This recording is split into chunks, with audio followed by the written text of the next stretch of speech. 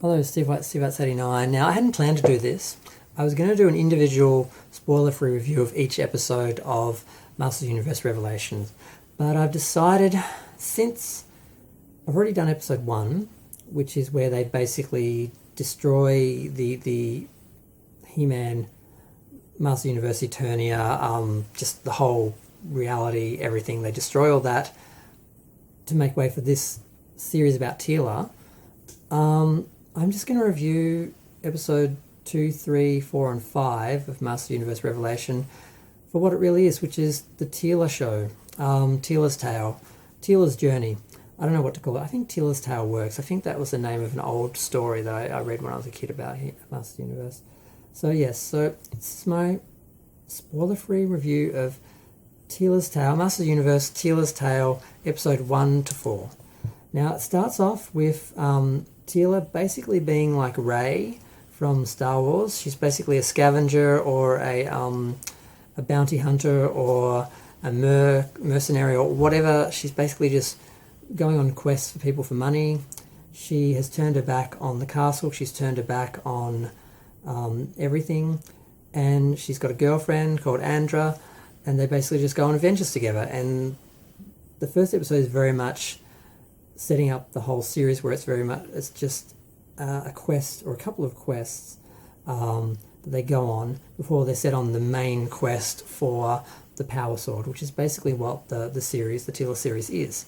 It's Teela, who's turned her back on everything, who's basically out on her own, being pulled back in by the Sorceress and Evelyn, who've teamed up because they both need magic, and they've got the same, they're on the same side because they've got the same problem. They've got to work together to resolve this problem of magic having been removed from Eternia, and they need it to exist. They need it to live.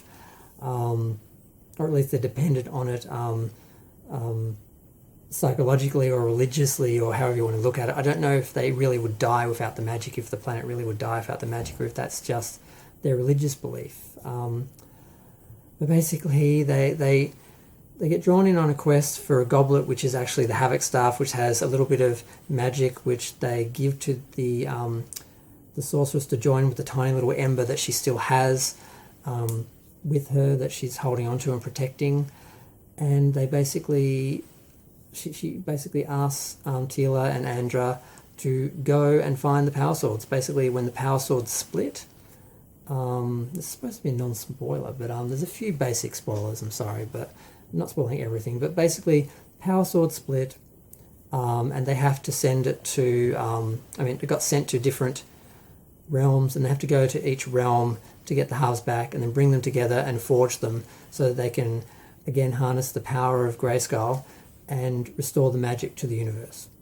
So they broke it, now they have to put it together. That's basically what the series is. They broke it in the sort of prequel episode, the sort of episode that set up the series, and the series itself is them going on the quest for it. So the first episode is really just establishing who they are and setting up what the whole series is, and they have to go out on this quest. The second episode is rounding up the rest of the people for the quest. They find Man-at-Arms, they find Orko, they find Roboto.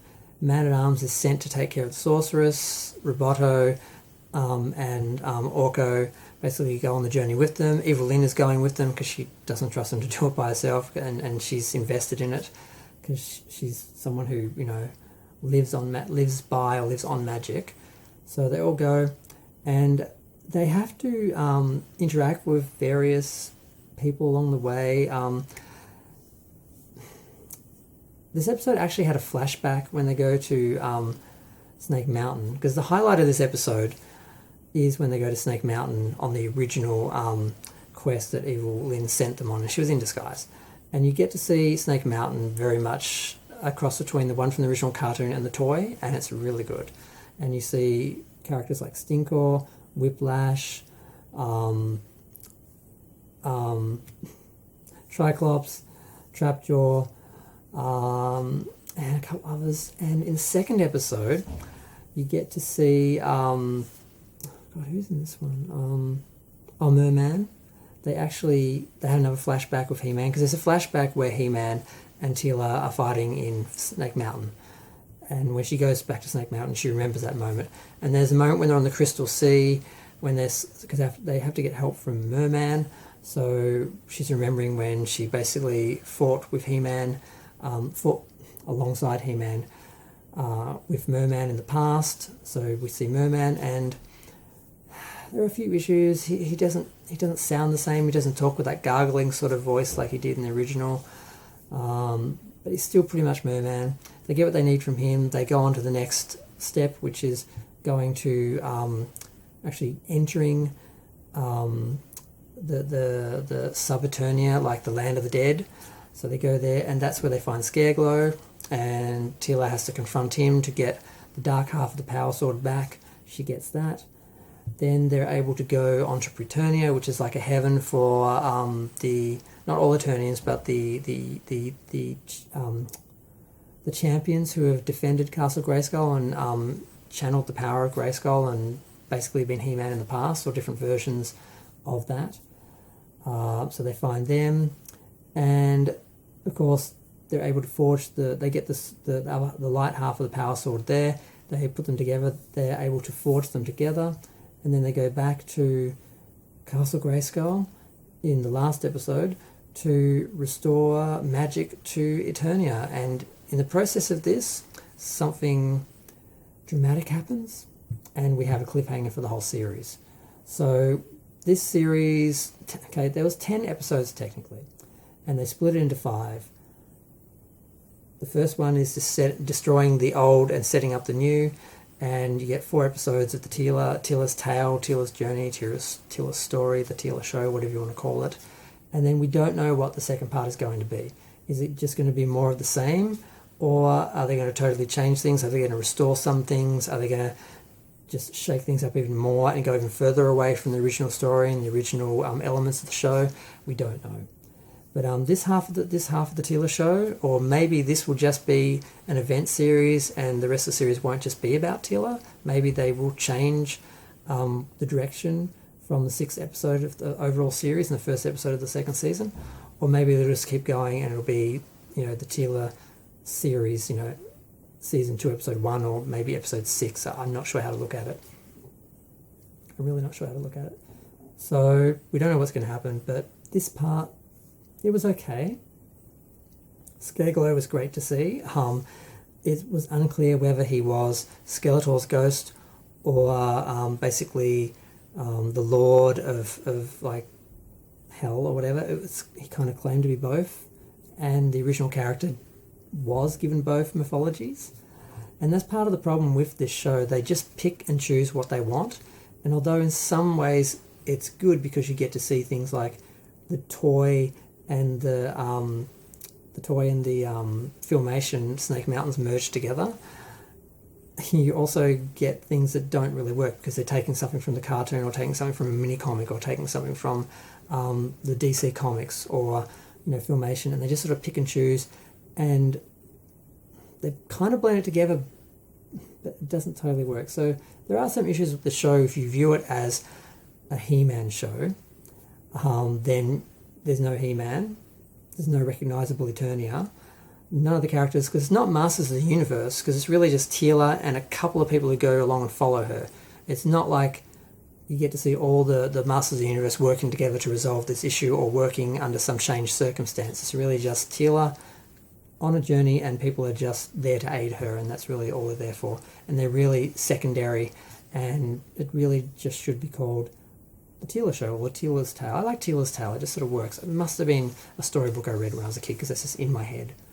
I should research that. But yeah, the art's okay.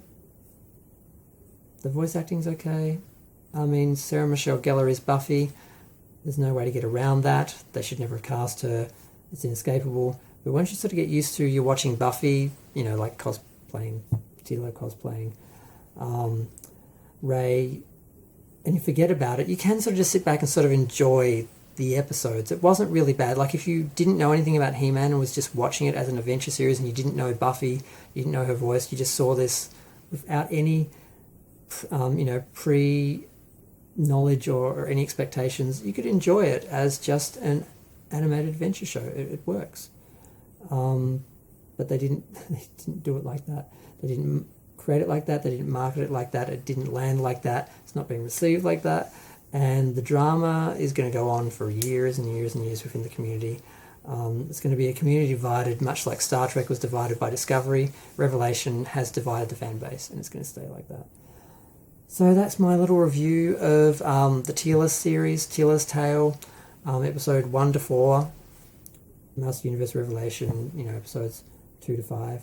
And I'm really curious what they're going to do, because I actually predicted that they were going to do what they did at the end of episode 1. I actually predicted it, but I didn't believe they'd actually do it. But I thought they were going to do that, and then they did, and I'm like, I can't believe they did that. So I'm wondering, everyone's assuming they're going to restore the universe for the second half. I don't have faith. I think they're just going to keep going in the direction they're in, but we'll see. Feel free to share, like, comment, subscribe. Let me know what you think. Do you agree? Do you not? Bye.